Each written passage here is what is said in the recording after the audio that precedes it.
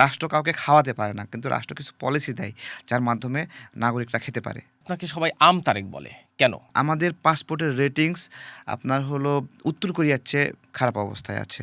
এটা কি রাজনৈতিক বাস্তবতার এক ধরনের ত্রুটি কিনা? জুলাই যেটুকু পচে গেছে, বাকি পচনটা সম্পন্ন হতো। তার মানে কি বাংলাদেশের রাজনীতিতে বুদ্ধিবৃত্তিক চর্চার খানিকটা অভাব দেখেন? এবং সামনে যখন বিএনপি ক্ষমতায় আসবে, আমরা যদি সঠিক রাজনীতিটাই করি তাহলে তো বিএনপির ভুলগুলো আমাকে ধরতে হবে, সমালোচনা করতে হবে। গত ১.৫ বছরে সেই নতুন বাংলাদেশের অবস্থান এখন কোথায়? সংবিধানের একটা নির্দিষ্ট অংশ বাতিল চেয়ে তার বিকল্প, ভালো কোনো বিকল্প কেউ দেখাতে পেরেছে? তা আপনার রাজনৈতিক দলের নিবন্ধনের জন্য আপনাকে অনশনে বসতে হলো, ১৩৪ ঘন্টা না খেয়ে থাকতে হলো। কেন? এই রাজনৈতিক জায়গাটা আমরা যেভাবে আপনার হলো মহানভাবে দেখাতে চেষ্টা করি, এতটা মহান এই জায়গাটা না।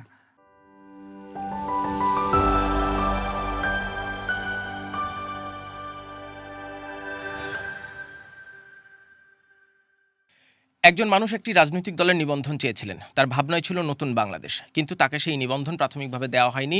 সেই নিবন্ধন হাসিল করতে তাকে ১৩৪ ঘন্টা অনশন করতে হয়েছিল। তারপরেই জুটেছিল সেই নিবন্ধন। আমরা সেই মানুষটিকে আমন্ত্রণ জানিয়েছি আমাদের পডকাস্ট কথা চলুকে। আমন্ত্রণ জানাচ্ছি জনতার দলের সাধারণ সম্পাদক মোহাম্মদ তারেক রহমান আপনাকে। আসসালামু আলাইকুম। ওয়ালাইকুম সালাম। তারেক ভাই, শুরুতেই একটা প্রশ্ন করতে চাই। আপনাকে সবাই তারেক বলে কেন? এবং কেমন লাগে এটা শুনতে? আমি তো একবারে স্ট্রিট লেভেল থেকে উঠে আসা একজন অ্যাক্টিভিস্ট। এরপরে জীবিকার জন্য পরিবার থেকে ভালোই অসহযোগিতা করা হচ্ছিল। যে আমি আমার এই অ্যাক্টিভিজম আন্দোলন এগুলোতে না থাকি। তাদের খুব চাওয়া ছিল যে চাকরি-বাকরি করি। তো ওই সময়টাতে পরিবারের খুব অসহযোগিতার কারণে আমি ছোট, ছোট উদ্যোগ, আমের আগে দই বিক্রি করেছি, টুথব্রাশ বিক্রি করেছি, বিভিন্নভাবে সারভাইভ করার চেষ্টা করেছি। তো যখন সিজনাল আমটাকে আমি টার্গেট করি তখন আমি ভালো করছিলাম এখানে। এই তো এইখানেই আম ব্যবসার কারণেই সবাই আম তারেক বলছে। আবার যখন মধুর সিজন আসে মধু বিক্রি করি তখন মধু তারেক। বিভিন্নভাবে এটা বেসিক্যালি আমাকে ছোট করার জন্য, অসম্মান অসম্মানিত করার জন্য ওইভাবে একটা ট্যাগিং করার চেষ্টা করে যে আমাকে রাগান্বিত করার জন্য। এটা কি আপনি যখন পলিটিক্যাল ডায়াসফরায় আসলেন, তখন আপনার সেই সময়ের আম ব্যবসা কিংবা মধুর ব্যবসাকে কেন্দ্র করে সেই ট্যাগিংটা করার চেষ্টা হলো? নাকি আগে যখন রাজনৈতিক ডায়াসফরায় ছিলেন না তখন হইতো? না, এটা যখন যে অংশ আমাকে বন্ধু মনে করে না, তখন তারা আমাকে ট্যাগিংয়ের জন্য এটা ব্যবহার করে। এখন ধরেন জামাতে ইসলাম রাজনৈতিকভাবে আমাকে প্রতিদ্বন্দ্বী বা শত্রু মনে করে, তারা ব্যাপকভাবে এই প্রচারণা চালায় আম তারেক এবং বিভিন্ন মিমস বানায়। এআই দিয়ে আমের ছবি, হ্যাঁ, আমার উপরে আম দিয়ে শোয়াই দিছে আমাকে, মারা গেছে আমি। অনেক ধরনের ছবি ভিডিও বানাই। তো এইটা আগে যখন আমরা আওয়ামী লীগের বিরুদ্ধে অ্যাক্টিভিজমটা করতাম, সেই ভোটাধিকারের জন্য, রেজিম পরিবর্তনের জন্য, সেই সময়টাতে তারা করতো এরকমভাবে। তো এইটা আসলে যারা বন্ধু তারা এটাকে ভালোভাবে নেয়, যারা শত্রু তারা এটাকে পচানোর জন্য ব্যবহার করে। মানে ২ সময় কি তাহলে আপনি ভিকটিম, ট্যাগিং এর ভিকটিম? এইটা শুধু এই মানে আমরা তো আসলে এস্টাবলিশমেন্ট, মানে শুধুমাত্র ক্ষমতা কিন্তু এস্টাবলিশমেন্ট না। হুম। হ্যাঁ? ক্ষমতার সম্ভাবনা অথবা প্রভাবশালী হয়ে ওঠাও কিন্তু একটা এস্টাবলিশমেন্ট। সে জায়গা থেকে সোশ্যাল মিডিয়া কেন্দ্রিক জামাতে ইসলামের একটা বড় তারা কর্তৃত্ব নিয়েছে। অনেক পরিমাণ ফেক পেজ, বিভিন্ন ধরনের পেজ ক্রয় করছে। নানাভাবে তাদের একটা শক্তি বৃদ্ধি করছে, লোক নিয়োগ দিচ্ছে। তো এই বড় এটা ক্ষমতায় না থাকলেও এটা একটা পাওয়ার হিসেবে আছে। সেই পাওয়ারের বিরুদ্ধে যাওয়া বাংলাদেশের কোনো হুম। অ্যাক্টিভিস্টের জন্য এতটা ইজি না। যেটা আওয়ামী লীগের সময় আমরা আওয়ামী লীগের বিরুদ্ধে যখন বলতাম, তখনও এতটা ইজি ছিল না।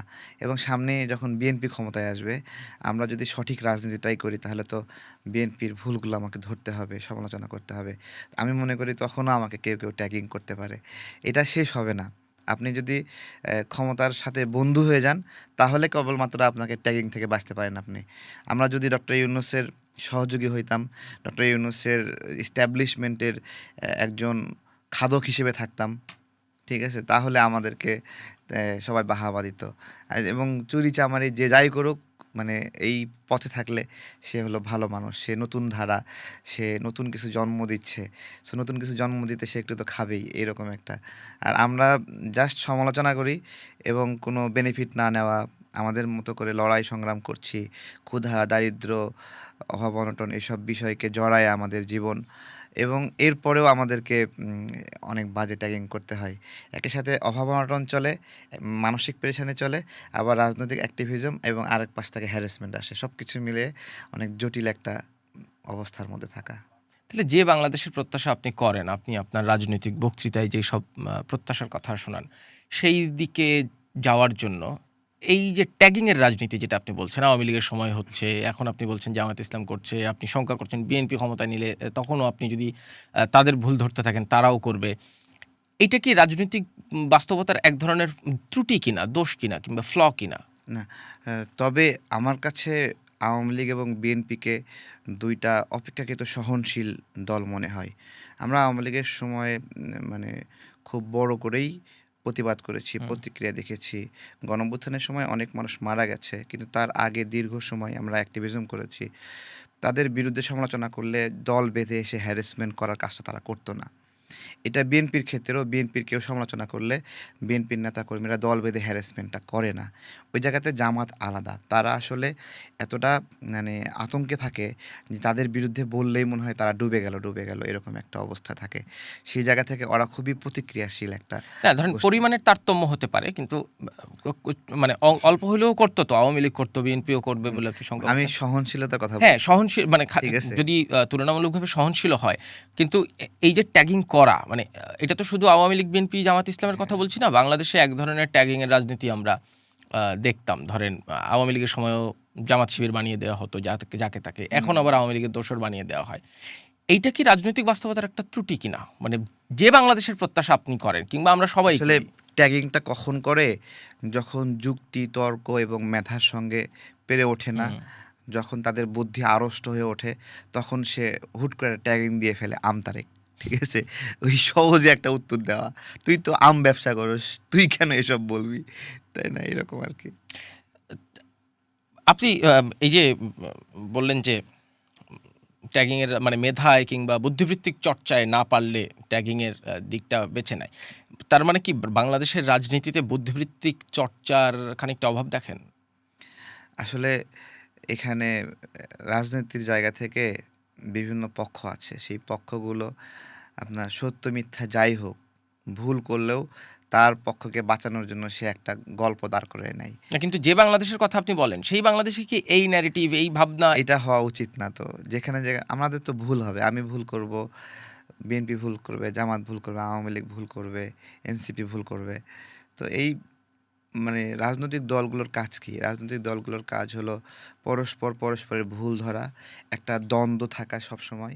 এই দ্বন্দ্বের মধ্য দিয়ে রাষ্ট্র আগায় যায়, রাষ্ট্র বেনিফিট হয়, জনগণ বেনিফিট হয়। হ্যাঁ?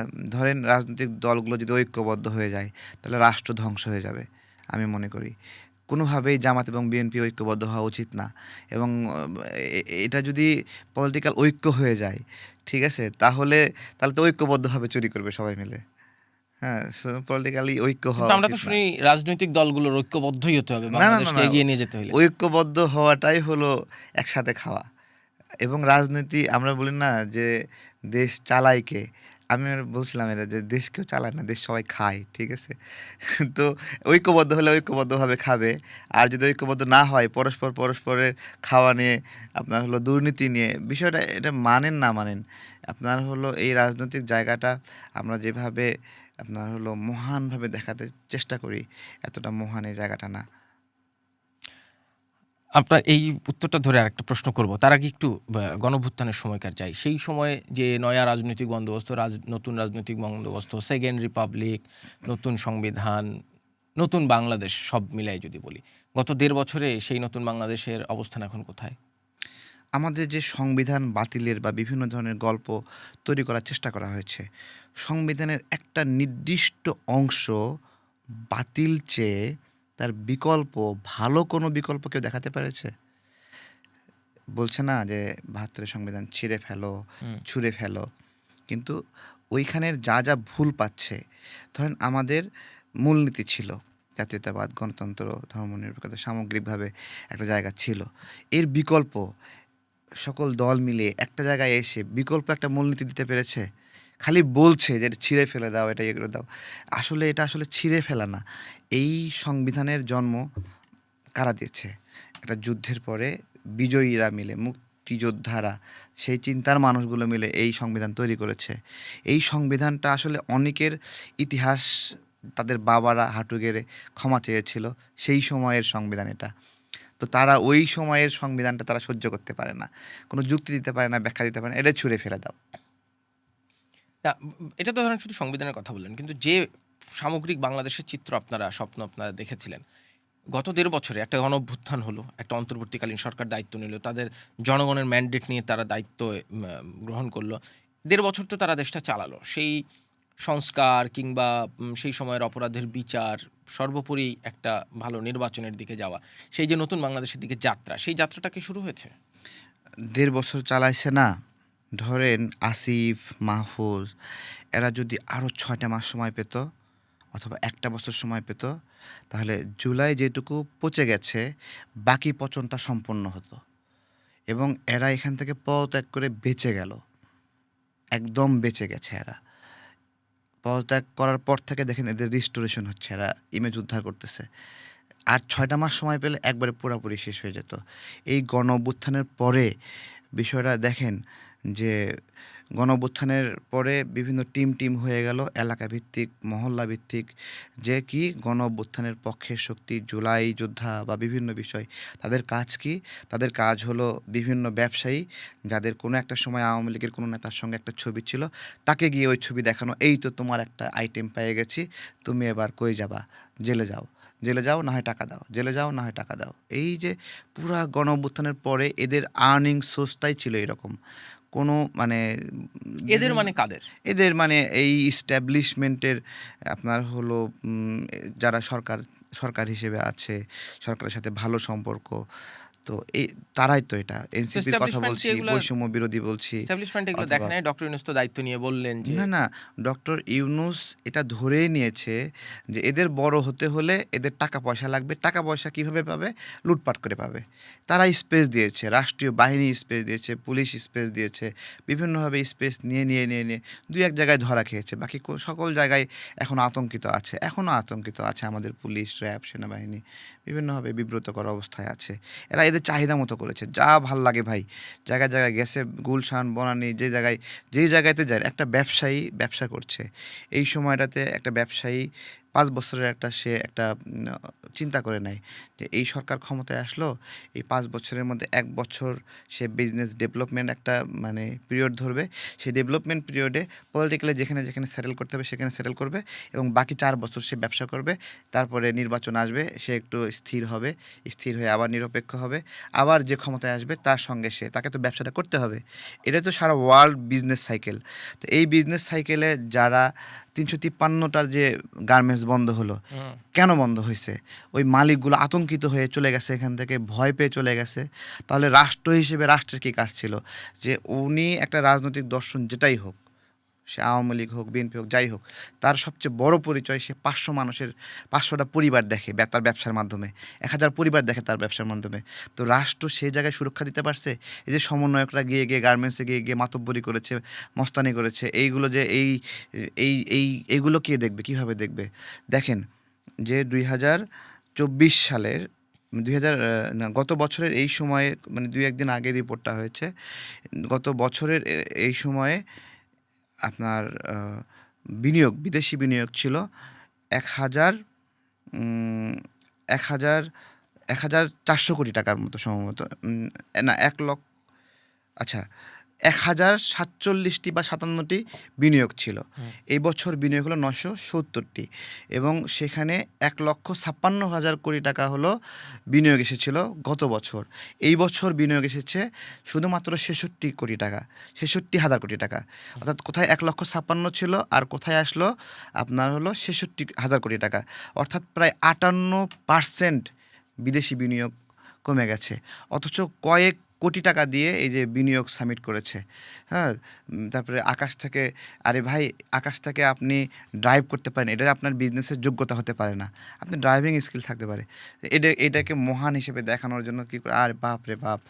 তো এগুলো তো খায় না, তাই না? সারা বিশ্ব পরিমণ্ডলে আমরা আশা করেছিলাম ডক্টর ইউনূস তার মানে যোগ্যতা, মেধা, যেগুলো বিশ্ব পরিমণ্ডলে সুযোগ সুবিধা রয়েছে, সেইগুলো দিয়ে আমরা আশা করেছিলাম ডক্টর ইউনূসকে একটা বেটার বাংলাদেশে নিয়ে যাবে। সেই বেটার বাংলাদেশে নিয়ে যাওয়ার পরিবর্তে আমাদেরকে কোন জায়গায় নিয়ে গেছে? আমাদের পাসপোর্টের রেটিংস আপনার হলো উত্তর কোরিয়ার চেয়ে খারাপ অবস্থায় আছে। আমার পাসপোর্ট বিদেশে গিয়ে এইটুকু দাম পাচ্ছে না। তাহলে এই পজিশনে অর্থাৎ আমরা খারাপের দিক থেকে ১ থেকে ৭ নাম্বার, চ্যাম্পিয়নের কাছাকাছি। তো এটা তো ডক্টর ইউনূসের উপহার। তো আমরা যেই বিদেশি ম্যাজিক দেখার কথা আমরা শুনলাম, সেই বিদেশি ম্যাজিক তো এটাই একটা বিষয়, এটা হইল, তাই না? আমরা এই বিষয়গুলো নিয়ে বলতে গেলে আমাদেরকে দালাল বলে, ঠিক আছে? কিন্তু এই রিকভার প্রশ্নটা একটু করার করতে উপায় নাই চাচ্ছিলাম। তো। ইদানিং আপনাকে দেখি অনেকে আওয়ামী লীগের দালাল বলে, অনেকে ভারতের দালাল বলে। মানে এটাও কি ওই যে ধরেন ওই ট্যাগিং এর এক ধরনের অংশ? না, এটা হলো ওই জায়গাতে আসছে এ ভারতের যে বিষয়টা, ভারতের আগ্রাসন বিরোধী লড়াইয়ের বাংলাদেশে এটার সূত্রপাত এই প্রজন্মের আমরা এটা করেছি। ভারতীয় পণ্য বর্জন, সীমান্তে হুম। নাগরিক হত্যা বিষয়ে। এখন তো অনেক কুসুম পরিবেশ, উষ্ণ পরিবেশ। ভারতের বিরুদ্ধে কথা বলা অনেক সহজ। কিন্তু যখন শেখ হাসিনার আমলে ছিল, শেখ হাসিনার সাথে তো ভারতের একটা ভালো বন্ধুত্ব সম্পর্ক ছিল। সেই সময়টাতে মনে করেন সীমান্তে একজন নাগরিক হত্যা হয়েছে। আর আমি রমনা, ইস্কাটন, পল্টন এই এলাকাগুলোতে মানে হ্যান্ড মাইক নিয়ে ৪-৫ জন মানুষ মিলে মাইকিং করছে যে শুনুন, শুনুন, আজকে সীমান্তে একজন নাগরিক হত্যা হয়েছে। আমরা প্রতিবাদ জানাই। এর প্রতিবাদে আপনারা ব্যবস্থা নেন, কথা বলেন এবং তাদের পণ্যগুলো বর্জন করেন। এই কথাগুলো ওই সময় এটা কতটা লোমহর্ষক ছিল এবং আমাদেরকে নিয়ে সারাক্ষণ হুমকি দিত। ১ম কলকাতা, রিপাবলিক বাংলা এই টিভিগুলো আমাদেরকে মার্ক করে বলতো, এই যে ছেলেপেলেগুলো উগ্র, এই ছেলেপেলেগুলো বিভিন্নভাবে করা হতো। এখন তো দিল্লি না ঢাকা স্লোগান দেওয়া একবারে পানির মতো সস্তা। তাই না? দিল্লি না ঢাকা স্লোগান দিলে তো শুধু হবে না। আপনার হলো আপনি যদি রাষ্ট্র হিসেবে স্বনির্ভর না হন, আপনার যদি গার্ডস না থাকে, আপনি যদি সাফিসিয়েন্ট উৎপাদন করতে অ্যাভেল না হন, তখন আপনাকে কি করতে হবে? আপনাকে ভারতের কাছে হাঁটু গেড়ে বসতে হবে। আমাকে চাল দাও, পেঁয়াজ দাও, আমাকে মানে বাহন দাও, বিভিন্ন কিছু বলতে হবে না? তার মানে কি? আপনি যদি সত্যিকার অর্থে সম্মান নিয়ে বাঁচতে চান, তাহলে আপনাকে অবশ্যই স্বনির্ভর হতে হবে। তা রাষ্ট্র যখন ভারতের সঙ্গে বন্ধুত্ব ছিল সেই সময়টাতে আমরা স্লোগান দিচ্ছি দিল্লি না ঢাকা।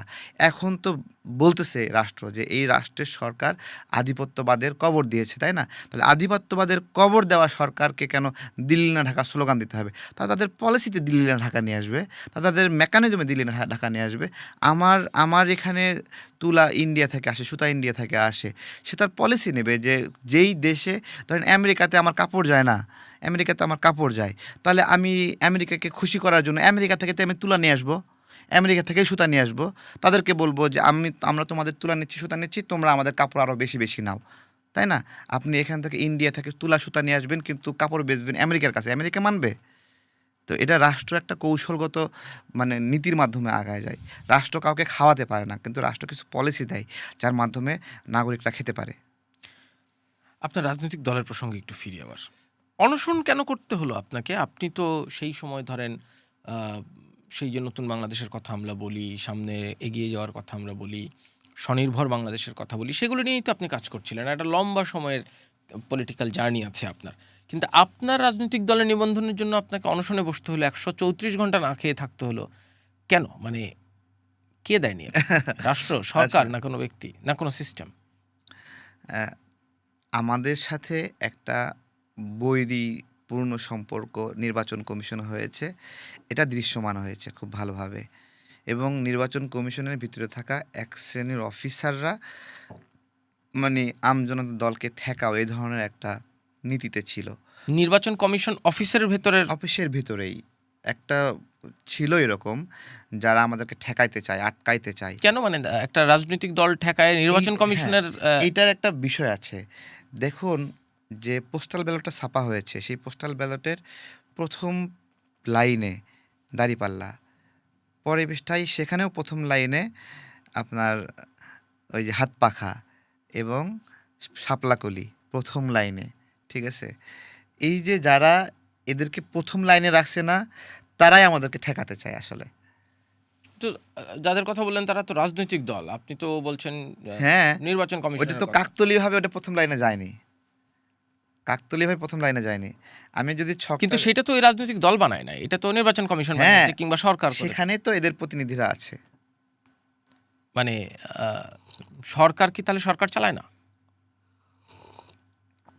না, নির্বাচন কমিশন তো একটা প্রতিষ্ঠান। এবং স্বায়ত্ত এটা একটা সাংবিধানিক প্রতিষ্ঠান। সাংবিধানিক প্রতিষ্ঠান। কিন্তু এখানে যে মানুষগুলো আছে, সেই মানুষগুলো তো রক্ত মাংসের মানুষ। তারা তো আর নন পলিটিক্যাল না। তারা চাকরি করে ঠিক আছে, কিন্তু তাদের মন, মস্তিষ্ক কোথাও না কোথাও তো বর্গা দেওয়া আছে বিভিন্ন অংশ। তো সেই মানুষগুলোর মধ্যেই কিছু মানুষ এরকম আমাদেরকে ঠেকানোর একটা বিষয় ছিল। এটা খুব আপ্রাণ চেষ্টা করছে যে এটাকে আটকাইতে হবে, ঠেকাইতে হবে। একবারে পাওয়ার আমরা যে অনশনের পরে আবার আমাদেরকে পজিটিভ ঘোষণা করলো না? আবার নতুন করে তদন্ত হলো, যাচাই করলো। তখন হুম। আমরা পুরোটা সেশন ভিডিও করে রাখছিলাম।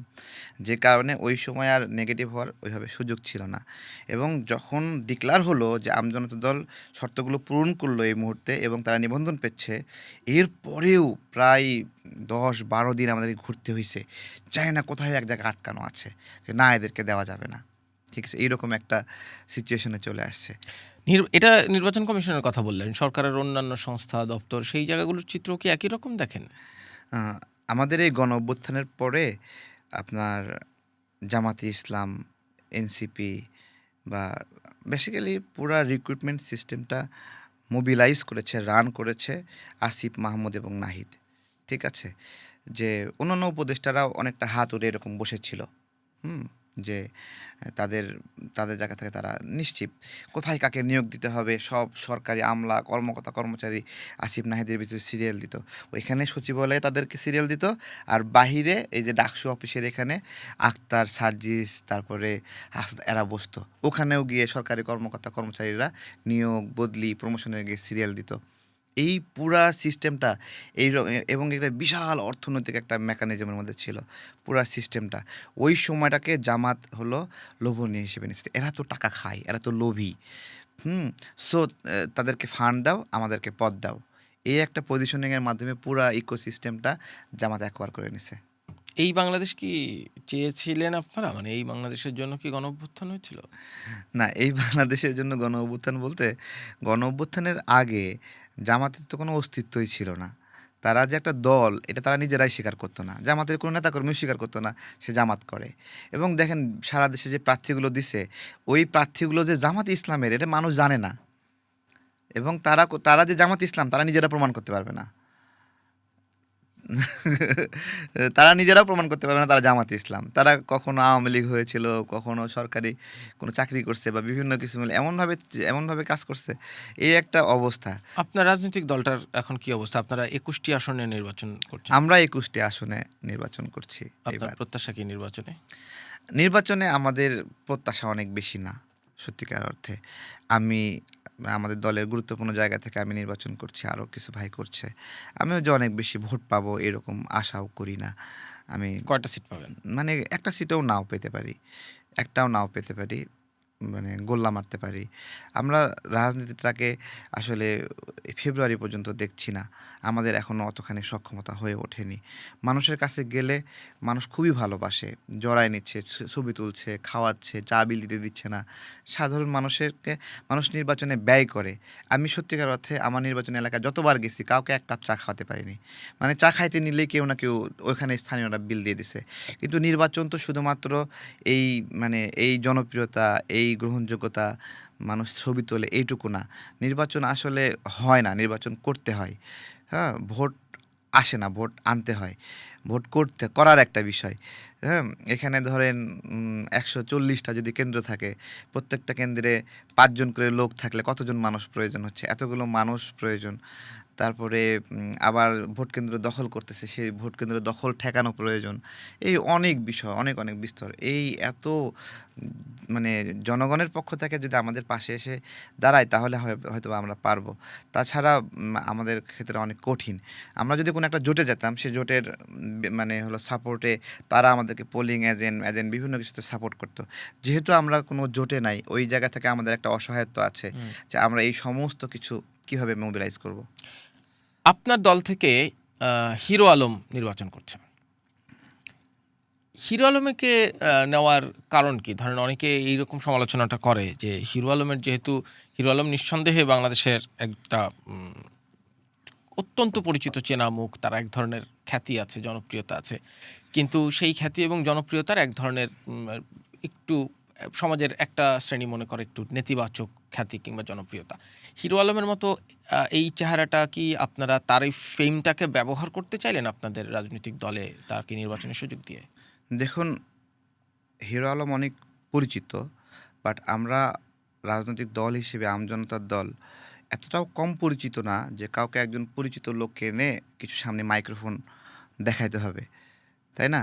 মানে আমরা একটা প্রোগ্রাম ম্যানেজ করলে অনেক গণমাধ্যম আমাদেরকে সাপোর্ট করে, মিডিয়া করে, এবং আমাদের কথাগুলো মানুষ শোনে, গালি দেয় অথবা ভালোবাসে, দুইটাই হয়। এই প্রতিক্রিয়া জায়গায় আমরা আছি। সুতরাং হিরো আলমকে দিয়ে আমজনতার দলকে মহান হতে হবে, ভাইরাল হতে হবে, এ ধরনের বিষয় না। হিরো আলম আমাদের অফিসে এসেছেন, এসে বলছেন যে আমি তো নির্বাচন করতে চাই, আমার কাছে মনে হচ্ছে মানে আপনাদের দলটা আমার জন্য সুইটেবল হবে।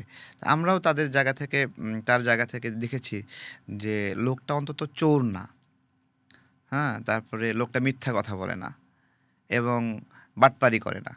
এই ৩ টা জিনিস সে নির্বাচন করতে চাচ্ছে, আমরা তাকে সহযোগিতা করি। এইটুকু, এই তার যে সহজীকরণ, সরলীকরণ, এই জায়গাটাতে আমরা তাকে নির্বাচন করার জন্য দলের পক্ষ থেকে আমরা মিটিং করি। আমাদের ২-১ জন বিরোধিতা করেছে। তারা সামগ্রিকভাবে দলের বেশিরভাগ সদস্য মতামত দিয়েছে নির্বাচন করুক। এটাও একটা আপনার দলের প্রক্রিয়ার মধ্য দিয়ে। আর্থিক সংস্থান হয় কিভাবে? আমজনতার দল কিভাবে চলে? আ আ এটা হলো ক্রাউড ফান্ডিং এর মাধ্যমে হয়। পুরোটাই ক্রাউড ফান্ডিং? না, পুরোটা ক্রাউড ফান্ডিং না। আমি আমি আমার ব্যবসা থেকে যা আয় করি সেখান থেকে দেই। আমার সভাপতি যিনি মিয়া মশিউজ্জামান স্যার, তিনিও একজন স্বাবলম্বী মানুষ। তিনিও এখানে ডোনেট করেন। আমাদের মেজর আব্দুর রব সাহেব আছেন, উনার ব্যবসা-বাণিজ্য আছে। উনিও মাঝে, মাঝে সাপোর্ট দেন। এইভাবে দলের অভ্যন্তরে আমাদের মোহাম্মদ আলী ভাই আছেন। আরও অনেক আছে বড় ভাইরা। রফিক শাহ স্যার আছেন, যারা আমাদের দলের সহযোদ্ধা এবং তারা স্বাবলম্বী। তারা কিছু, কিছু দেয়। আর যখন তারপরেও ঠেকে যাই, তখন ফেসবুকে বইলে ফেলি যে আমার টাকা লাগবে, টাকা দেন। তখন মানুষ টাকা দেয়। এই যে ২১টা আসনে আপনারা নির্বাচন করছেন, আপনার তর্কের খাতিরে আপনার কথা দিয়েই ধরি যে একটাও জিতলেন না। তাহলে আপনাদের যে ভাবনা, আপনাদের যে প্রত্যাশা, আপনাদের যে আকাঙ্ক্ষা, সেটা বাস্তবায়ন করার জন্য কন্ট্রিবিউশন কিভাবে রাখবেন? মানে সেই কন্ট্রিবিউট করার জন্য কি সংসদে যাওয়া একমাত্র পথ? ২০১৮ সালের কোটা আন্দোলনের আগে আমার ২ টা সাকসেসফুল মুভমেন্ট ছিল। একটা হলো তেজগাঁ কলেজে আমি তখন কৃষি ব্যাংকের পরীক্ষা দিচ্ছিলাম। ওইখানে নকল সাপ্লাই, জালিয়াতি এগুলো হচ্ছিল। আমি ধরার পরে পুরা কলেজের ছেলেপেলেরা প্রতিবাদ করে উঠল তখন, এবং সেই দিন আমি ব্যাপক মানে আক্রান্ত হই। তখন আ আমাকে খুব মারধর করে যারা প্রশ্ন ফাঁস সঙ্গে জড়িত। তারা বাহিরে আমাকে পেয়ে অনেক মারধর করে। তখন আমি আরও রিভার্স পাল্টা প্রতিক্রিয়া দেখাই। সেই সময়টাতে আমার মনে আছে তেজগাঁ কলেজকে কেন্দ্র হিসেবে ৩ মাসের মতো বাতিল করা হয়, এবং এরপর থেকে তেজগাঁ কলেজে আর এই ধরনের ঘটনা বেশি একটা ঘটেনি। তার তার মানে আমার একটা প্রতিবাদের কারণে একটা কলেজের সামগ্রিক মানে ব্যবস্থাপনা চেঞ্জ হয়ে গিয়েছিল। বাংলাদেশ ব্যাংকের ১২ জানুয়ারি একটা পরীক্ষা ছিল, ৮ ব্যাংকের পরীক্ষা। অনেক বড় একটা রিক্রুটমেন্ট ছিল, কিন্তু ওই পরীক্ষার প্রশ্ন ফাঁস, নিয়োগ জালিয়াতি, ডিভাইস মানে খুব বাজে একটা অবস্থা। আমি বাংলাদেশ ব্যাংকের ভিতরে গিয়ে প্রতিবাদ করেছিলাম। ওইখানে সিকিউরিটি সবাই মিলে আমারে বালিশ পেটা করছিল মেরে। ঠিক আছে? ওখান থেকে বের হয়ে আবার প্রেস ক্লাবে এসে সবাইকে ডাক দিলাম। সবাই মিলে আসলাম। ম্যানেজমেন্ট ডিপার্টমেন্ট ঘেরাও করলাম ঢাকা বিশ্ববিদ্যালয়ের, যে তারা এটাতে জড়িত। তারা এই প্রশ্নটা প্রিপেয়ার করেছিল, তারাই এটাকে লিক করেছিল। তো তখন তাদেরকে অবরুদ্ধ রেখে আমি সেই পরীক্ষা বাতিল করেছিলাম। পরবর্তীতে বাংলাদেশ ব্যাংকের অনেকগুলো পরীক্ষা খুব ভালোভাবে হয়েছে। তো এরকমভাবে ১৮ সালের পর থেকে প্রায় গোটা ২০ ইভেন্ট আছে। ৩৮৩ জন প্রবাসী একবার গ্রেপ্তার হয়েছিল। হুম। তাদের জামিন হয়ে আমি তাদেরকে মুক্ত করেছিলাম। আরও অনেক ঘটনা আছে। তারপরে আমাদের একবার ২৭ জন প্রবাসী প্রতারিত হলেন, প্রায় ৳১,০০,০০,০০০ টাকার মতো প্রতারিত হয়েছিলেন। তো আমি ডিএমপির সামনে গিয়ে কখনো কেউ কোনো বিক্ষোভ করেছে কিনা আমি জানি না। আমি ডিএমপির দরজার সামনে বসে গিয়েছিলাম ওই সময়। আমার অনশনের যে মানে প্র্যাকটিস আপনার একটা অনশনের চর্চা আছে আরকি। প্র্যাকটিস এটা আসলে হঠাৎ করে নির্বাচন কমিশনের সামনে না। তো তখন ডিএমপি কমিশন আমাকে আশ্বাস দিলেন যে তুমি এখানে কেন বসছো, প্রেস ক্লাবে গিয়ে বসো, শাহবাগে বসো, এই ডিএমপির সামনে কেউ এভাবে বসে? আমি বলছি আমি বসছি, আপনি প্রতিকার দিবেন কিনা এবার বলেন। সঙ্গে সঙ্গে উনি আমাকে হেল্প করে আশ্বাস দিলেন। তারপরে একটু মামলা টামলা নিলেন, এই পর্যন্ত। তারপরে আমি সরাসরি ওই 27 জন প্রবাসীকে নিয়ে আমি মুন্সিগঞ্জ ছুটে গেলাম। সেখান থেকে গিয়ে সেই প্রতারকের বাড়ি থেকে পাসপোর্টগুলো উদ্ধার করলাম। তারপরে তাকে আটক করানোর ব্যবস্থা করলাম। সব কিছু মিলে সাকসেসফুল। আমরা যারা অ্যাক্টিভিজম করি, অ্যাক্টিভিজম জায়গা থেকে ক্ষমতার স্বাদ পাওয়ার জন্য, অর্থনৈতিকভাবে লাভবান হওয়ার জন্য আমরা এগুলো ওইভাবে আমাদের মানে মানসিকভাবে থাকে না। আমি যদি চাইতাম তাহলে জাতীয়তাবাদী দল বিএনপির সাথে ভালো একটা নেগোশিয়েট করে আমি এখানে সংসদ সদস্য হওয়ার বিষয়ে অন্যরা যেভাবে ধানের শীষ প্রতীক নিয়ে নির্বাচন করছে, আমিও এটা করতে পারতাম। আমার জায়গা থেকে আমরা এই তৎপরতা দেখাইনি। আমরা একটা রাজনৈতিক জায়গা তৈরি করতে চাই, যে জায়গাটা যারা আমাদের মতো করে রাজনৈতিক ভাবনা নিয়ে থাকে তারা সেখানে এসে আশ্রয় নেবে বা সেটাকে দাঁড়ায় কথা বলবে। তো এই নির্বাচনটা হচ্ছে ফেব্রুয়ারি পর্যন্তই। যদি আমাদের রাজনৈতিক সীমাবদ্ধতা হয় তাহলে তো পরে আর রাজনীতি আমার থাকলো না। সে জায়গা থেকে আমরা মনে করছি না যে আমরা শুধুমাত্র ফেব্রুয়ারি পর্যন্ত রাজনীতি করব। আমরা আরও অনেকটা সময় করতে চাই। সংসদে যাই অথবা সংসদে না যাই, আমাদের কাজ আছে এবং আমরা সংসদে না গিয়েই অনেক মানুষের উপকার করেছি, অনেক অনেক। 12 ফেব্রুয়ারি নির্বাচনটা হয়ে গেলে এরপর কি দেশ স্থিতিশীল হয়ে যাবে? যে সমস্যাগুলোর কথা বললেন গত 1.5 বছরে শুরু হয়েছে, তৈরি হয়েছে, 12ই ফেব্রুয়ারির পর 13ই ফেব্রুয়ারিতে কি বাংলাদেশের মানুষগুলো সব চেঞ্জ হয়ে যাবে, যে ওভারনাইট সমস্যার সমাধান হয়ে যাবে? হুকুমত বলে একটা শব্দ আছে। এই হুকুমতটা শুধুমাত্র একটা প্রসাদের মধ্যে থাকে না। এইটা সমাজের প্রত্যেকটা স্তরে স্তরে ভাগ হয়ে যায় এবং সেটার একটা চেইন থাকে, কমান্ড থাকে। ধরুন তিতুমির কলেজে মারামারি হচ্ছে, যদি রাষ্ট্রের হুকুমত তিতুমির কলেজেও থাকে তাহলে একটা ফোন কলে তিতুমির কলেজের মারামারি বন্ধ হয়ে যাবে। ঢাকা কলেজে মারামারি হচ্ছে, রাষ্ট্রের হুকুমত যদি ঢাকা কলেজে থাকে, একটা ফোন করে ঢাকা কলেজের ওখানে যারা নেতৃত্ব দেয় তারা সেটাকে ম্যানেজ করতে পারবে। এইভাবে বাজার, মসজিদ, সোসাইটি, বিভিন্ন জায়গা থেকে এই হুকুমতটা এই সরকারের নাই, তাই এটা অস্থিতিশীল, তাই এটা ভঙ্গুর, তাই এটা পারে না। কিন্তু অন্য যে কোনো সরকার, সেটা জামাত আসুক, বিএনপি আসুক অথবা আওয়ামী লীগকে আবার যদি নিয়ে আসেন, তাদের সেই গার্ডস আছে পুরা সোসাইটিকে নিয়ন্ত্রণ করার জন্য, এবং নিয়ন্ত্রণের মধ্যে দিয়ে শান্তি আসে এবং মানুষ আয় করতে পারে, কর্ম করতে পারে, ব্যবসা করতে পারে। এভাবেই সমাজে গিয়ে চলে। তার মানে আপনি যদি সংসদে নাও যান, আপনি নির্বাচনের পরে রাজনীতি থেকে কিভাবে দেখবেন? নির্বাচনের পরের রাজনীতি আবারও যারা ক্ষমতায় থাকবে তাদের ভুলগুলো ধরিয়ে দেওয়া, তারা কাজ করবে, আমরা ভুল ধরায় দেবো, মাঝখান থেকে রাষ্ট্র আগে যাবে। এইবার 12ই ফেব্রুয়ারি নির্বাচনে যারাই ক্ষমতায় আসুক, তাদের উপর চ্যালেঞ্জ তো অনেক। ধরেন আগে কোনো চ্যালেঞ্জ নাই, কোনো চ্যালেঞ্জ নাই, না না, কোনো চ্যালেঞ্জ নাই। মানে তারা কি খুব স্মুথলি যে কোনো দেশ পরিচালনা করতে পারবে? যে কোনো পলিটিক্যাল এস্টাবলিশমেন্ট তাদের যদি ওই শক্তি থাকে, এখানে শক্তিটা খুবই প্রয়োজন। কি শক্তি? মানে অর্থনৈতিক শক্তি না পেশি শক্তি? অর্থনৈতিক শক্তি, পেশি শক্তি, কর্মী বাহিনী, শৃঙ্খলার জন্য যা যা প্রয়োজন। আপনার হলো মানে যদি বিশৃঙ্খল মানুষ হয়, 10 জন মানুষ মিলে শৃঙ্খল হলে সবাই মিলে চায় একটা পাথরকে উত্তোলন করতে পারে, সেখান থেকে 2 জন কিন্তু ছেড়ে দিলে পাথরটা একদিক কাইট হয়ে যায়। রাষ্ট্র এরকম।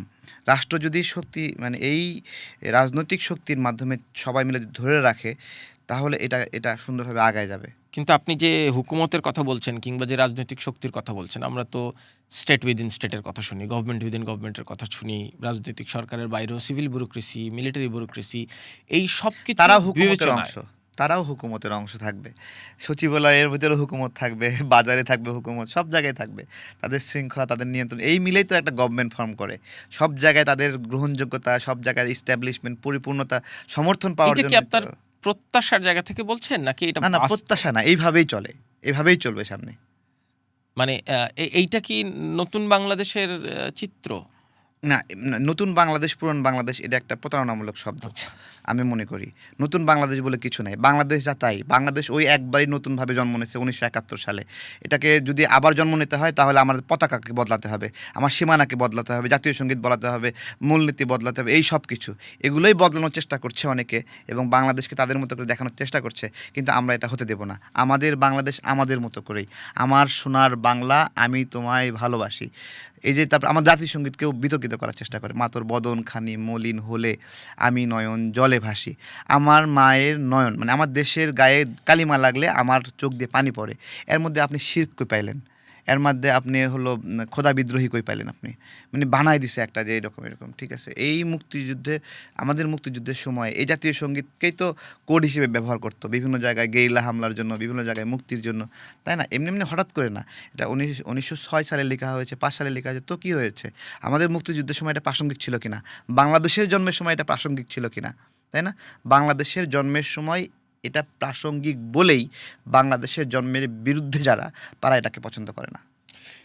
তো আপনার ওই কথাটা না আরেকটু বুঝতে চাই। মানে সবাই বলে আগামী রাজনৈতিক সরকারের অনেক চ্যালেঞ্জ। তাদের অর্থনৈতিক ধকল সামাল দিতে হবে। তাদের গত ১.৫ বছরে যেসব নতুন করে সমস্যা তৈরি হয়েছে সেগুলো সামাল দিতে হবে। আগের সমস্যা তো আছেই। বাংলাদেশের ধরেন বেকারত্ব, বাংলাদেশের কর্মসংস্থান, দারিদ্র্য এগুলো তো ওভারনাইট শেষ হয়ে যাবে না।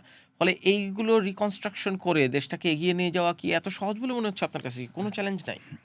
দেখুন, আমি একটু আগেও বলেছি, রাষ্ট্র কেউ চালায় না, রাষ্ট্র এমনি এমনি চলে। এখানে সুন্দর আপনি যদি একটা পলিসি দিতে পারেন, নীতি দিয়ে রাখলেন, জনগণ এটাকে চালায় নেবে তার মতো করে। জনগণ তার ব্যবসা চালাবে, জাস্ট শৃঙ্খলা দরকার। রাষ্ট্র চলার জন্য শৃঙ্খলা দরকার। এই শৃঙ্খলাটা যদি নিয়ে আসতে পারে, তাদের যদি সেই গার্ডস থাকে, তাহলে তার সরকার ভালোভাবে চালাবে। এইটাই শুধু দরকার রাষ্ট্রের জন্য। এই সরকারের এই ধরনের গার্ডস নাই, এই ধরনের সক্ষমতা নাই। যে কোনো রাজনৈতিক সরকার আসলে এটাকে করতে পারবে, যেই আসুক। এটা এটা এক্স্যাক্টলি বিএনপি আসলে পারবে, জামাত আসলে পারবে না, আওয়ামী লীগ আসলে হবে না, এইরকম না। একটা ভালো পলিটিক্যাল এস্টাবলিশমেন্ট যদি হাল ধরে, তাহলে রাষ্ট্র ভালোভাবে চলবে। ব্যবসা তার মতো করে, মানুষ টাকা জমায়ে রাখছে, আলাদা করে রাইখা দিছে, যে কখন একটা পলিটিক্যাল গভর্নমেন্ট আসবে, সেখানে 1% 2% একটা সেটেলমেন্টে যাবে, তারপরে তারা তাদের মতো ব্যবসা করবে। ব্যবসার নীতি এইরকম। অনেকে বলে না, চাঁদাবাজি বলে, বিভিন্ন কিছু বলে। আরে ভাই, রাজনৈতিক দল চলে কিভাবে? একটা সামাজিক সংগঠন চলে কিভাবে? একটা গণমাধ্যম কিভাবে চলে? গণমাধ্যম কি চাঁদা ছাড়া চলে? মানে এই যে বিবিসি, সিএনএন, আল জাজিরা, এটা কি হাওয়ায় চালায়? কেউ না কেউ তো টাকা দেয় এটাকে, সেটা কি চাঁদা না? তো ওইরকমভাবে পলিটিক্যাল পার্টিও একটা এস্টাবলিশমেন্ট, যে পলিটিক্যাল পার্টি জনগণের টাকায় চলে, বিভিন্নভাবে আসে। এখানে ব্যবসায়ীরা দেয়, বিভিন্নভাবে ব্যাকআপ দেওয়ার জন্য দেয়, সমর্থন দেওয়ার জন্য দেয়, শৃঙ্খলার জন্য দেয়, নানানভাবে দেয়। এই বিষয়টা যারা বারবার নেগেটিভলি অ্যাপ্রোচ করে, তারা আসলে বোঝে না খারাপ কোনটা। তাহলে সমস্যাটা কোথায় হয়? হ্যাঁ, সমস্যাটা কোথায় দেখেন, আমি সমস্যাটা হলো, একটা বাড়ির সামনে একটা ছবি দেখায় মব সৃষ্টি করে বলতেছে, তোমাকে এখন জেলে যেতে হবে, না হলে তুমি টাকা দাও। এইটা হলো খারাপ। এই মবক্রেসি গত ১.৫ বছরে কি একটু বেশিই দেখলেন? মব এটা বাংলাদেশের মানুষ তো এই শব্দের সাথেই পরিচিত ছিল না। এই আমরা এই সময় আসে, আগে তো জীবনেও মব শব্দটা শুনি নাই। এটা তো প্র্যাকটিস হয়েছে বলেই তো এটা পরিচিত হয়েছে। এই বাস্তবতাটা কেন হলো? মানে জুলাই গণঅভ্যুত্থানে আমরা দেখলাম সবাই এক। সবাই এক ধরনের স্বপ্ন নিয়ে এই অভ্যুত্থানটা করলো। মধ্যবিত্ত রাস্তায় নেমে এলো তাদের নানান রকম সমস্যার সমাধানের জন্য। জুলাই গণঅভ্যুত্থানটা শেষ হওয়ার পর অন্তর্বর্তীকালীন সরকার দায়িত্ব নিলে এইসব ম্যান্ডেটের উপর দাঁড়িয়ে তারপরে যে রাজনৈতিক বিভাজনের এত সুস্পষ্ট রেখা আমরা দেখলাম, এইটা কেন হলো? দেখুন, জুলাই গণ অভ্যুত্থানে এদেশের মানুষ সর্বজনীনভাবে অংশ নিয়েছে। ছাত্ররা অংশ নিয়েছে, অভিভাবকরা, মসজিদের ইমাম, মন্দিরের ঠাকুর, তারা সবাই এটাকে সমর্থন দিয়েছে। এমনকি আওয়ামী লীগের একটা বড় অংশ আওয়ামী লীগের রেজিম শেষ হওয়ার জন্য মৌন সমর্থন দিয়েছে। এই যে সামগ্রিক একটা সমর্থন, এই গণ অভ্যুত্থানের পরে আমাদের একটা সুন্দর বাংলাদেশের আমরা স্বপ্ন দেখেছিলাম। সেই স্বপ্নটা দেখতে দেয়নি যারা এই জুলাই গণ অভ্যুত্থানকে ব্যবহার করে অর্থ ইনকামের চেষ্টা করেছে, ক্ষমতা শক্তিশালী হওয়ার চেষ্টা করেছে, তারা এটাকে নষ্ট করেছে। সাধারণ মানুষ কিন্তু আবার ঘরে চলে গেছে, তারা কিন্তু রাস্তায় দাঁড়ায় নাই। শিক্ষার্থীরা কিন্তু স্কুল কলেজে চলে গেছে, কিন্তু কেউ কেউ যায়নি। ছোট ছোট টিম করে করে তারা এটাকে অর্থ আয়ের উপায় হিসেবে নিয়েছে। জেলা প্রশাসক অফিসে গিয়ে মব তৈরি করেছে, উপজেলা পরিষদ অফিসে, সচিবালয়ে, বিভিন্ন জায়গায় গিয়ে একটা স্কুল, একটা কলেজের প্রধান শিক্ষক, অধ্যক্ষ, প্রিন্সিপাল, তারা সেখানে আছে। বিভিন্ন কারণে তাদের পিছনে বঙ্গবন্ধু শেখ মুজিবুর রহমানের ছবি ছিল, শেখ হাসিনার ছবি ছিল। এইটাকে শুধুমাত্র দেখায় না, বলছে তুমি আওয়ামী লীগের দোষে তোমাকে থাকতে পারবা না। দেখা যাচ্ছে যে ওই কলেজের আরেকজন যে প্রিন্সিপাল হতে চায়, তার কাছ থেকে করা টাকা নিয়ে এই ছেলেপেলেগুলো বলতেছে তুমি এখন আওয়ামী লীগের দোষে তোমাকে যাইতে হবে। ওই শিক্ষকের অবস্থা তো, প্রধান শিক্ষকের অবস্থা খারাপ, সে হার্ট অ্যাটাক করবে, এরকম একটা অবস্থা। এইভাবেই তো চলেছে। ব্যাংকের সামনে ব্যাংকের এমডি তার সামনে গিয়ে মব করেছে, তারপর ব্যাংকের এমডি রাজনৈতিক দলকে ফোন দিছে, আমাকে একটু উদ্ধার করো। তারপরে সে আবার ওই ছেলেপেলেগুলোকে ফোন দিয়ে বলছে তোমরা চলে আসো, সিস্টেম হয়ে গেছে। তো সরকার এগুলো তো থামাইতে পারলো না কেন? সরকার তো বলে যে সরকার থামাবে না, মবক্রেসি বলে সরকার কিছু না। চেয়েছে এগুলো হোক, সরকার চেয়েছে, এবং সরকারে থাকা লোকগুলো এতে সম্পৃক্ত। সর্বজনীনভাবে। গুলশানের ঘটনায় আসিফ মাহমুদ জড়িত না, ও জড়িত ধরা খেয়ে গেছে, সিসিটিভির ফুটেজ আসছে, কিন্তু ও মাপ পেয়ে গেল, একটা হাঁসের মাংসের গল্প শোনায় দিছে। যেখানে চাঁদাবাজির অভিযোগে সে অভিযুক্ত, হাঁসের মাংস গল্প শোনাইছে, সবাই এখন হাঁসের মাংস নিয়ে ব্যস্ত। মানে সরকার কেন এগুলোতে জড়িত থাকবে? মানে ধরেন জড়িত, এই তো আসিফ মাহমুদ জড়িত, আমরা তো প্রমাণ পেলাম। আসিফ মাহমুদ তো ধরেন একজন ব্যক্তি মাত্র, সরকারের সরকারে তো আরো অনেক ওই তো সরকারের উপদেষ্টা মধ্যে তো আছে। এরাই মাস্তানি করেছে সব। সরকার চলেছে নাকি, কাজ করছে নাকি কিছুদিন? মানে ডক্টর ইউনূস তো দায়িত্ব নিয়ে বলেছিলেন যে তিনি সবাইকে নিয়ে বসবেন। না, ডক্টর ইউনূস সকল নাগরিকের প্রতিনিধি না, উনি জনগণের ভোটে নির্বাচিত প্রতিনিধি না, উনি কিছু ছেলেপেলের প্রতিনিধি। এবং উনিও এখনও বেফাঁস মন্তব্য করেন, এভাবে মন্তব্য করেন যে এই যে এদের মধ্যে কেউ কেউ সংসদে যাবে, তারা মন্ত্রী হবে, এইভাবে বলেন যেন ওদেরকে নিয়ে যাওয়া ওনার দায়িত্ব। তাই না? দায়িত্ব যদি হয়, দায়িত্ব নিয়েছেন কেন তাহলে? তাহলে ওদের দলের সভাপতি হতেন আপনি। বাংলাদেশের অভিভাবক হয়েছেন কেন? এই সরকারের ব্যবস্থাপনায় উনি কখনো বাংলাদেশের অভিভাবক হওয়ার চেষ্টা করেছেন? এই সময়টাতে উনি যদি বাংলাদেশের অভিভাবক হইতেন, তাহলে অন্যান্য আমাদের প্রাইম মিনিস্টারের মতো হতেন, অন্যান্য উপদেষ্টাদের মতো হতেন। উনি সেটা হতে পারেন নাই। উনি এখানে হওয়ার পরেই উনি ওনার গ্রামীণ ব্যাংকের কর মাফ করতে হবে, তারপরে ওনার ৬৬ কোটি টাকা কর মাফ করতে হবে, গ্রামীণের লাইসেন্স নিতে হবে, ম্যান পাওয়ার লাইসেন্স নিতে হবে, এই সব নিয়ে উনি ব্যস্ত ছিলেন। উনি বাংলাদেশটাকে যদি ধারণ করতেন, এগুলো ব্যক্তিগত সম্পদ বৃদ্ধির জন্য, ব্যক্তিগত স্বার্থ হাসিলের জন্য উনি এগুলোতে নজর দিতেন না। কিন্তু এই সরকারের সাথে তো রাজনৈতিক দলগুলো স্টেক হোল্ডার হিসেবে কাজ করেছে, যেমন ঐকমত্য কমিশনে সবাই গিয়ে কথাবার্তা বলেছে, নোট অফ ডিসেন্ট নিয়ে একটা আলোচনা হয়েছে, কিন্তু তারপরে তো রাজনৈতিক দলগুলো স্টেক হোল্ডার হিসেবে কাজ করেছে। তো ফলে এই ব্যর্থতা কি শুধুমাত্র সরকারের? মানে ধরেন বিএনপি যদি হয়, বিএনপি চেয়েছে যে এই সরকারটা চলুক, এবং তারা এই সরকারকে অসহযোগিতা করেনি। বিএনপি সবচেয়ে এই সরকারের স্থিতিশীলতা চেয়েছে এবং চায় যে বিএনপি এই সরকার সুন্দরভাবে একটা নির্বাচন করুক। এবং এই সরকারের যারা সুবিধাভোগী, যারা এই সরকারের সময়ে এসে বড়লোক হয়েছে, ওরাই আবার এই সরকারের পতন চায়, ওরাই এই সরকার ভেঙে যাক এরকম চায়। কিন্তু বিএনপির জায়গা থেকে, আমাদের জায়গা থেকে আমরা বলেছি না, এই সরকার ভালোভাবে চলুক। আমরা একটু সমালোচনাই করেছি, দুটো কথাই বলেছি, কিন্তু এই সরকার অপমানিত হয়। ভাই, কথা বললে কি জুতা দিয়ে বাড়ি মারা হয়? কিন্তু যারা সত্যিকার অর্থে সরকারের ভিতরে থেকে চুরিচামারি করছে, দুর্নীতি করছে, তারা সরকারকে প্রকৃত অপমান করেছে। আমরা কথা বললে আর কতটুকু অপমান হয়? আর তো বলছিলেন যে সবাই চায় যে এই সরকার একটা সুন্দর নির্বাচন দিয়ে বিদায় নেয়। সুন্দর নির্বাচন করার জন্য যে রাজনৈতিক পরিবেশ, যে আইন শৃঙ্খলা পরিবেশ, সেটা বাংলাদেশে আছে? পুলিশ কি ফাংশনাল আপনি মনে করেন? আইন শৃঙ্খলা, এইটা নিরাপত্তা এটা আপেক্ষিক বিষয়। আমি এখন ফুরফুরে মেজাজে আছি না, আমারে পুলিশ ধরে না, কয় না, পুলিশরে গালি দিলেও কিছু বলে না। কিন্তু অনেকের আবার মানে হলো কিছু বলা লাগে না, না বললেও পুলিশ ধরে নিয়ে যায়। ঠিক একইভাবে এখন থেকে ২ বছর আগে আমরা আতঙ্কে ছিলাম। তো এটা একটা আপেক্ষিক বিষয় যে রাষ্ট্র কারোর জন্য নিরাপদ, কারোর জন্য অনিরাপদ। এটাই আর কি বিষয়। মানে তাহলে চেঞ্জটা কই? চেঞ্জ নাই তো, এত সোজা নাকি চেঞ্জ হওয়া? এত সোজা না। কিন্তু সে সহজ না হলেও সেই কঠিন রাস্তা পাড়ি দেওয়ার জন্য যে সামগ্রিক রাজনৈতিক বাস্তবতা, আমরা কি সেই পথে আছি বাংলাদেশ?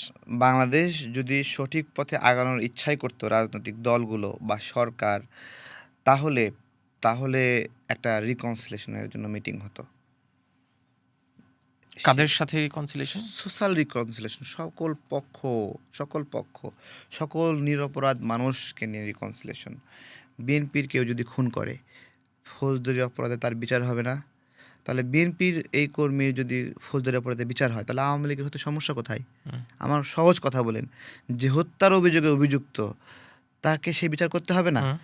যেই আওয়ামী লীগ নেতা কোনো একটা জমি দখল করছে, সেই জমি উদ্ধার করে মালিকের কাছে ফেরত দিতে হবে না? এটা বিএনপি করলে কি ফেরত দিবেন না? আপনি কি কোনো অপরাধীকে নিয়ে রিকনসিলেশন করতে পারবেন? না, পারবেন না। যার যে অপরাধ, সেই অপরাধের শাস্তি দিয়েই রিকনসিলেশন করা যায়। আমি সেই রিকনসিলেশনের কথা বলতেছি। এটা নিয়ে একটা মিটিং হয়নি, একটা সেশন হয়নি, সরকার কোনো আগ্রহ জানায়নি। এখনও চলছে যে একটা ট্যাগিং দিয়ে জেলে ভরো এবং সেখান থেকে মামলা-টামলা দিয়ে ইনকাম করো। আপনি বলছেন যে অপরাধীর বিচার হইতে হবে, কিন্তু সবাই তো আবার অপরাধী না, সেই লোকটাও তো সমাজে বিদ্যমান। আমি তো সেটাই বলছি যে এমন তো সুযোগ নাই যে একটা খুনিকে আপনি সমাজে ছেড়ে দিয়ে রাখবেন। সুযোগ আছে কি? সেই খুনিটা বিএনপির হোক, জামাতের হোক, আওয়ামী লীগের হোক, তাই না? তাহলে আওয়ামী লীগের যেই লোকটা হত্যায় অভিযুক্ত, আপনি সেই লোককে ছেড়ে দিতে পারবেন?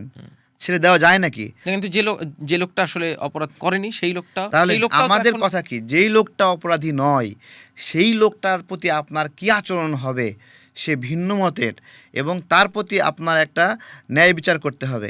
এবং তাকে যদি আপনি এই টেবিলের সামনে সামনে এনে না বসান, তাকে আপনি তো জিজ্ঞাসা করতে পারবেন না যে তোমার ক্ষেত্রে এই ধরনের আচরণ আমি আশা করি না, এটা বলতে হবে না, সামনে সামনে আনতে হবে না?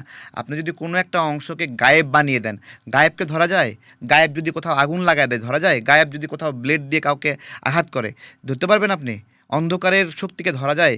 আপনি অন্ধকারে রাখবেন নাকি আলোতে নিয়ে এসে স্বাভাবিক সমাজে বসবাসের উপযুক্ত করে নিরাপদ ব্যবস্থাপনা করবেন, এটা তো আপনার সিদ্ধান্ত। এই জন্য তো রাজনৈতিক দলগুলো কখনো বসেনি। আপনি জামাত ইসলামকে একদম অনুষ্ঠানের শুরুর দিকে আমি যখন কথা শুরু করলাম আপনি বলছিলেন জামাত ইসলাম আপনাকে এখন প্রতিদ্বন্দ্বী মনে করে। কেন একটা বড় রাজনৈতিক দল আপনাকে প্রতিদ্বন্দ্বী মনে করবে? না, এই গণ অভ্যুত্থানের পরে জামাতে ইসলাম খুব করে চেষ্টা করেছে যে আমাদের পুরন বাংলাদেশ, মানে মুক্তিযুদ্ধের মাধ্যমে অর্জিত বাংলাদেশের আর দাম নাই। এখন থেকে নতুন বাংলাদেশ, এখন থেকে আর মুক্তিযুদ্ধের কথা বলা যাবে না, এখন থেকে আর মুক্তিযুদ্ধের চেতনা নিয়ে আলাপ করা যাবে না। এইসব হলো বস্তা পচা। আমি I am the first one যে এগুলো চ্যালেঞ্জ করেছি মারাত্মকভাবে, এবং তাদের এই প্রত্যেকটি কথাকে আমি বাধাগ্রস্ত করেছি। এই জায়গাটাতে তারা নিতে পারে না। তারা চাইছিল যে আটার মধ্য থেকে সুতা বের করতে যেরকম কষ্ট হয় না, এরকমভাবে তারা কষ্টহীনভাবে মুক্তিযুদ্ধের চিন্তা চেতনা, আমাদের জন্ম, আমাদের ইতিহাসকে মাটি চাপা দেবে এবং তাতে কেউ বাধা দেবে না। কিন্তু সেই জায়গা থেকে আমরা সেই ষড়যন্ত্রটা নস্যাৎ করেছি। এই ১৬ই ডিসেম্বর, এই বিজয়ের মাসে চলে গেল যেটা, যেই পরিমাণ ষড়যন্ত্র করেছে ইচ্ছামতোভাবে, যে পাকিস্তানি হানাদার বাহিনী আমাদের এখানে গণহত্যা চালায়নি। কে চালাইছে? ভারত চালাইছে। দেখেন আপনার, ওরা যে মিথ্যাগুলো বলে একবারে প্রকাশ্য ধরা খেয়ে যায়। গণহত্যাটা কত তারিখে হয়েছে? কত তারিখে হয়েছে? একটা গণহত্যা হয়েছে ২৫শে মার্চ, না? তাহলে সেই ২৫শে মার্চ তো কোনো বাংলাদেশে ভারতীয় বাহিনী ছিল না। তাহলে কে চালাইছে এটা? পাক বাহিনী চালাইছে। আরেকটা গণহত্যা চলেছে, বুদ্ধিজীবী গণহত্যা, সেটা চলেছে ১৪ই ডিসেম্বর। ১০ ভারত, ডিসেম্বর থেকে শুরু হয়েছে। হ্যাঁ, ১৪ই ডিসেম্বর, ১০ থেকে ১৪ ডিসেম্বর। তাহলে ভারতীয় বাহিনী ঢাকায় ঢুকেছে কত?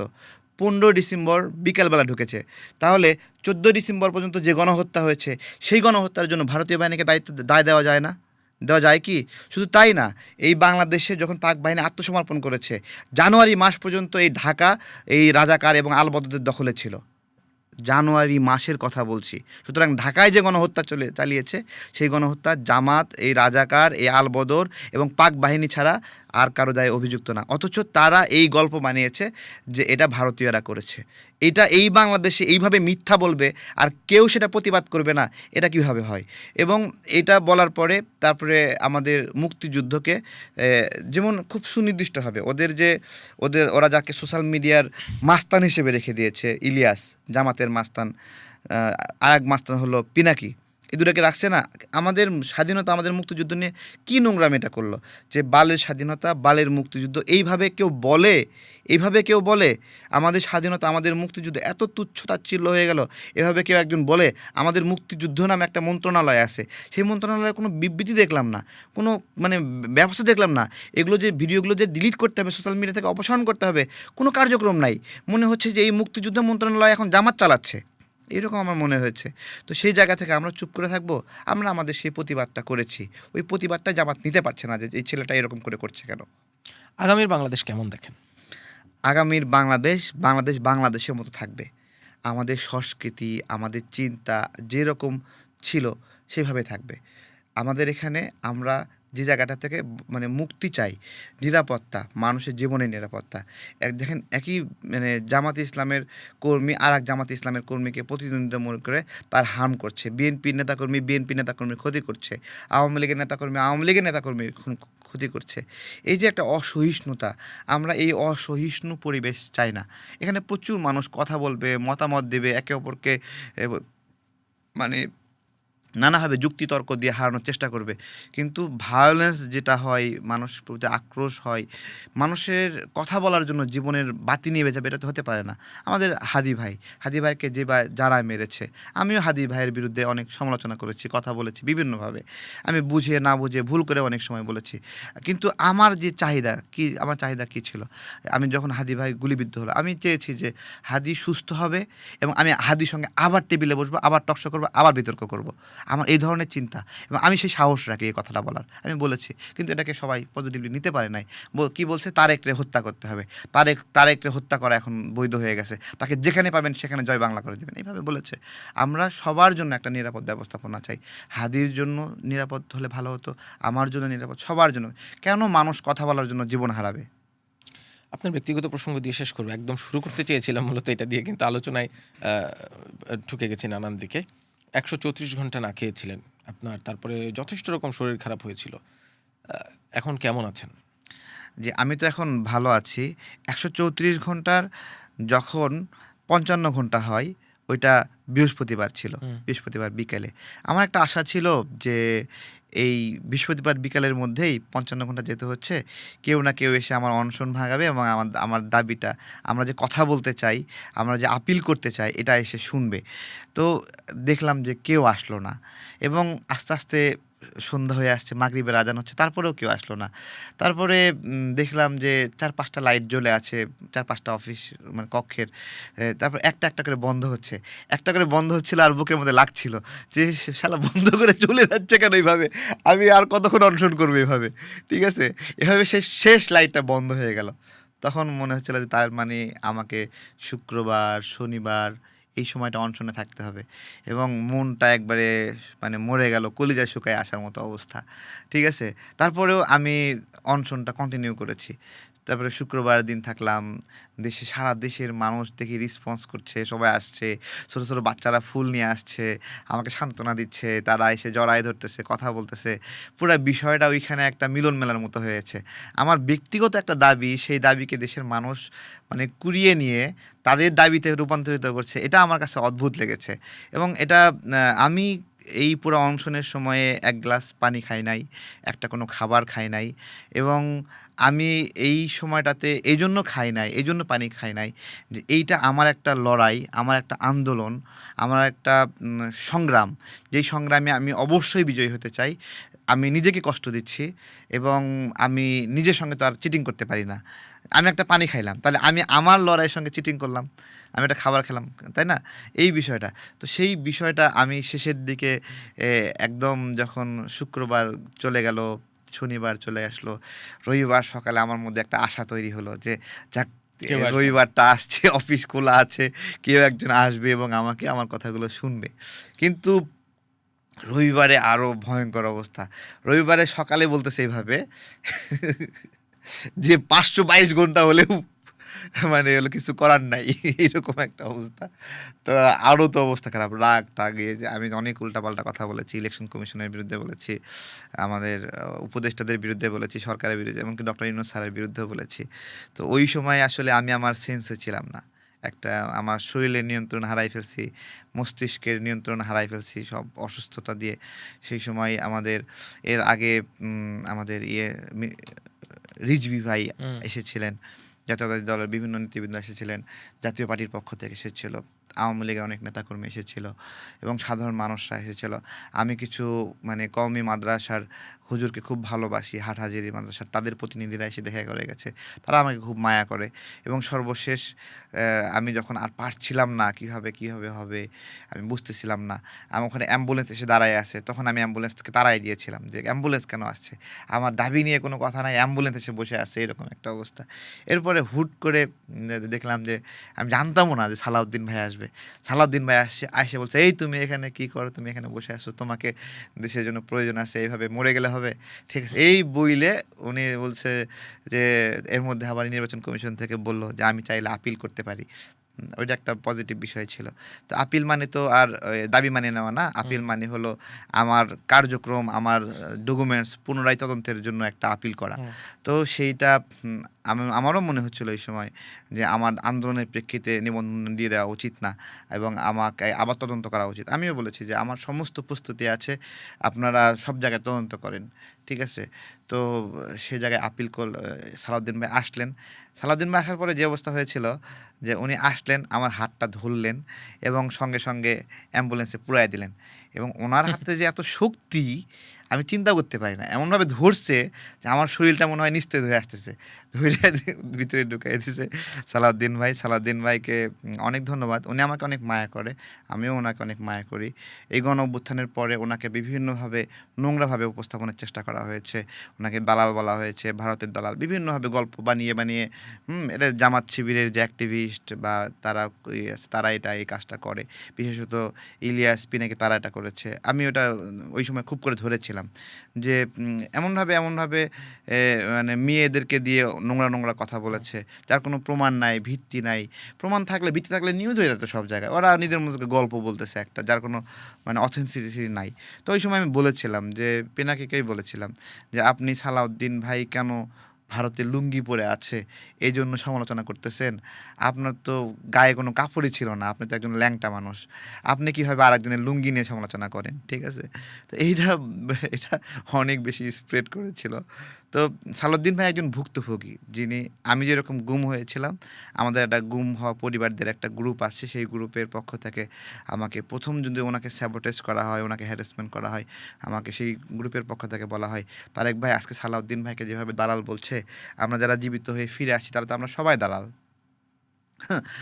আমরা মিথ্যা বলতেছি সেই হিসাবে আপনি কিছু বলেন। তো তাদের অনুরোধে আমি বিষয়টা নিয়ে বলা শুরু করি সালাউদ্দিন ভাইয়ের জন্য। এবং সত্যিকার অর্থেই দুঃখজনক, এত বড় একটা সাফার, ৬১ দিন গুম হয়েছিলেন, তারপরে ভারতে তাকে পাওয়া গেল। এই জার্নিটা এত সহজ ছিল না। এবং মানে সালাউদ্দিন ভাই ওই সময় যখন গুম হলেন তখন যে ব্রিফিংগুলো করতেন, এক একটা ব্রিফিং মানে একটা আতঙ্ক ছিল শেখ হাসিনার জন্য। শেখ হাসিনা সবচেয়ে বেশি ভয় পেত সালাউদ্দিন ভাইকে, এবং ওনার বলিষ্ঠ কথা, আর ওনার তো এখন একটু বয়স হয়েছে। সালাউদ্দিন ভাই ওই সময় যখন হাঁটতেন তখন মনে হচ্ছে যে কোনো প্রিন্স হাঁটতেছে এইরকম, তার যে মার্চ করা, তার হাঁটা, আগায় যাওয়া, এবং এইটা বিরোধী শক্তির জন্য একটা আতঙ্কের বিষয় ছিল যে এই রকম। আর উনি তো দেখতে শুনতে অনেক সুদর্শন, সামগ্রিকভাবে কথা বলা, বলিষ্ঠ, আর ওনার জ্ঞানের যে গভীরতা সেটা তো আমরা এবার সংস্কার কমিশনে দেখেছি যে সবাই তার জ্ঞানের কাছে একটা অসহায় অবস্থা, সবাই তার কাছ থেকে শিখছে। ঐকমত্য হ্যাঁ, কমিশনে। সবাই তার কাছ থেকে শিখছে, আইন শিখছে, সংবিধান শিখছে, ধারা শিখছে, বিধান শিখছে তার কাছে, সবাই আমরা তার ছাত্র, এরকম একটা অবস্থা সংস্কার কমিশনে ছিল। যাক, আপনি সুস্থ থাকেন সেই কামনাই করি, এবং আপনি যে ভাবনা নিয়ে, যে ধারণা নিয়ে রাজনীতি করতে চান, সেই রকম একটা বাংলাদেশ সবারই প্রত্যাশা। আমরা হয়তো সেই প্রত্যাশার দিকে এগিয়ে যাব। মোহাম্মদ তারেক রহমান, আপনাকে অনেক ধন্যবাদ আমাদের আপনাকে কথাচল অনেক ধন্যবাদ, পডকাস্টে যুক্ত হওয়ার থ্যাংক জন্য। ইউ।